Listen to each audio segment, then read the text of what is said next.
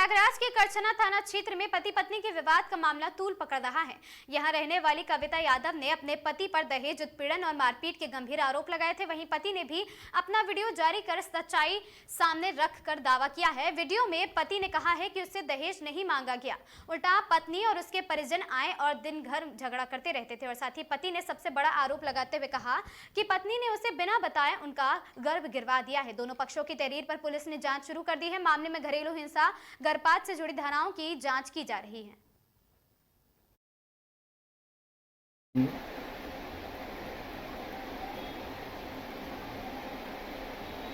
तो कम से कम हम पर्दाफाश करके हम वैसे भी मार दिया जाएंगे,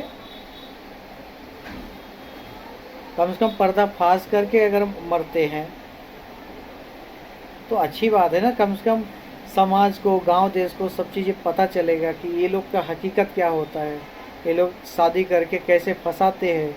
फिर एक लड़का अपनी जिम्मेदारी देखता है, अपनी मेहनत करता है, फिर ये लोग इन पीछे क्यों पड़ते हैं, इनकी क्या उसमें रह जाती है।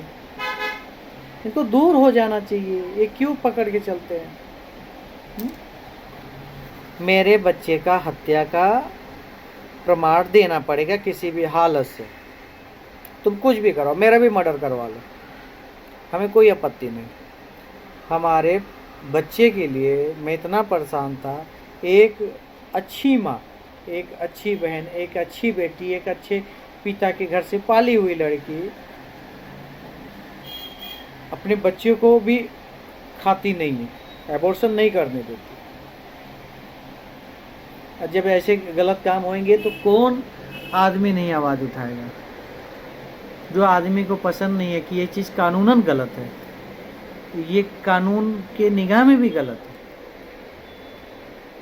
आप बोलते हो हम खुद कोर्ट के जज है, हम खुद वकील है, हम इतने पैसे वाले हैं, हम 30 साल से प्रधान है, हमारी वकालत में खुद है, आज तक जो आया है उसको मर्डर के अलावा कुछ भी नहीं हुआ है। हमारी तुम हिस्ट्री देख लो तो मुलायम प्रधान, रंगलाल यादव,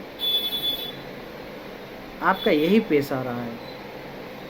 आपके रिश्तेदारियों में जो भी अछोला से शादियां हुई हैं आप तक, उसमें कोई दाग नहीं और हर दामाद को इज्जत है, सम्मान है, प्यार से।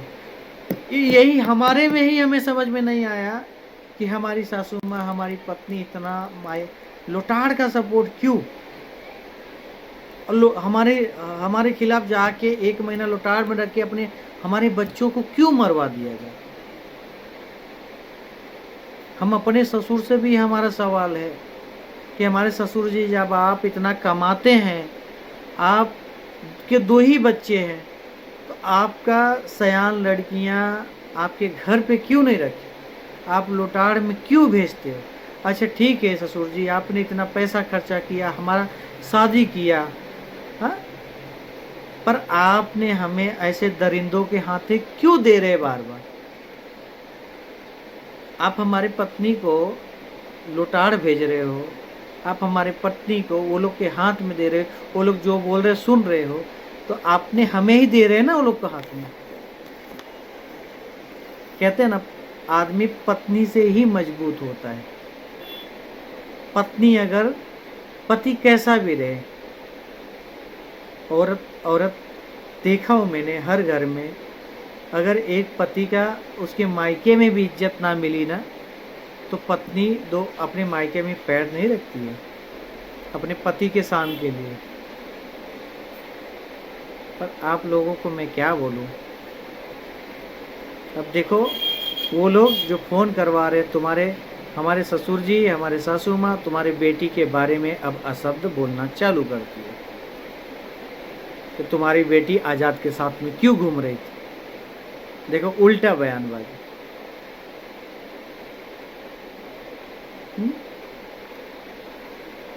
आनंद भैया, तुमने जो अभी खेल खेलना स्टार्ट किया ना, वो पहले नहीं आए, समझ गया सारे तुम्हारे करतूती।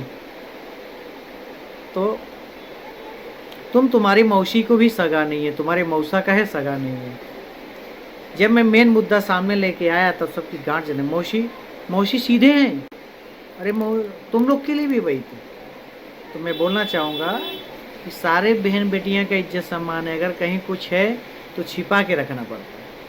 हमारी भी शादी हो गई, पास्ट जो था वो हमें कुछ लेना देना नहीं था। हम कितनी बार बोले जो पास्ट है उसमें हम नहीं जाते हैं, पर जब हमारे औरत को फुसला फुसला के उधर, हमारी औरत तो भाई नादान है ही, अब उसकी जितनी सोच है वो कर रही है, पर इसमें बर्बाद हम क्यों हो रहे हैं? हमें क्यों बर्बाद कर रहे हैं? हमारी क्या गलतियां थी? हाँ, हम तुम लोग के कब्जे में क्यों आए? क्यों चाहते हो? अरे सब लोग तुम जो देखते हो कि भैया इनके घर है, द्वार है, लड़का खिला पिला सकता है, तो तुम इतना निगाह क्यों डालते हो? क्या जितना हमारा बर्बाद हो रहा है तुम हमारे पास ला के कुछ दोगे? या अभी तक जितना तुम लोगों ने बर्बाद करवाया ला के देते? आज के बाद हमारे पीछे अगर साजिश करो